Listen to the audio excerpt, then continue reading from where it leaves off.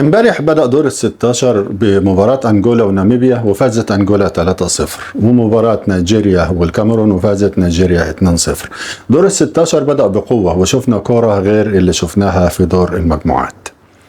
الملاحظ ان الاهداف كلها ما عدا الهدف الثاني لانجولا واللي كان من ضربه حره كانت كلها نتيجه تمريرات بين خط الدفاع للمهاجم اللي جاي من الخلف واللي بيكون عنده فرصه للتسديد من وضعيه ممتازه او لعب عرضيه على الارض تحتاج لاعب يضع قدمه في طريق الكره فقط لتدخل الجول، وكثير من الاحيان بيكون مدافع الفريق المنافس، وده بسبب قرب المسافه بينه وبين خط المرمى. ومعظم التمريرات دي كانت نتيجه هجمات مرتده سريعه جدا.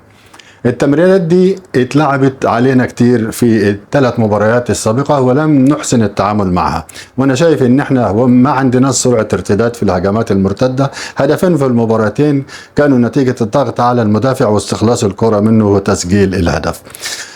ضيف على كده ضعف مستوى حارس مرمى الكاميرون. طيب ليه انا بقول الكلام ده؟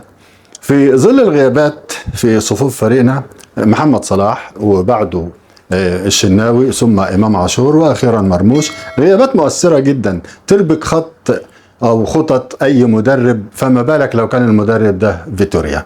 ما عندناش خيار غير ابو جبل في حراسه المرمى بعد اصابه محمد الشناوي وعدم جاهزيه احمد الشناوي، اما محمد صبحي فده غير موجود على الاطلاق.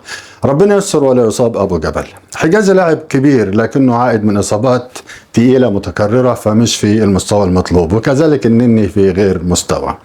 زيزو في المباراة السابقة لم يكن موفق بالمرة، ندعو ربنا انه يكون في مستواه النهاردة. اما امام عاشور اتمرن مع الفريق وطلب انه يلعب الماتش بالمخالفة لبروتوكول الفيفا ورفض الجهاز الطبي للنقطة دي، وهنتكلم في الموضوع ده لاحقا. كل الدعم والمساندة لمنتخبنا، ويكون 11 لاعب على قدر المسؤولية أيا كانت أسمائهم. امبارح بس بدأنا نشوف كورة وإصرار من اللاعبين، يعني انسى حاجة اسمها منتخبات ضعيفة واشتغل على نفسك واكسب الماتش. خالص تمنياتنا بالفوز على الكونغو ونحتفل بعد الماتش إن شاء الله.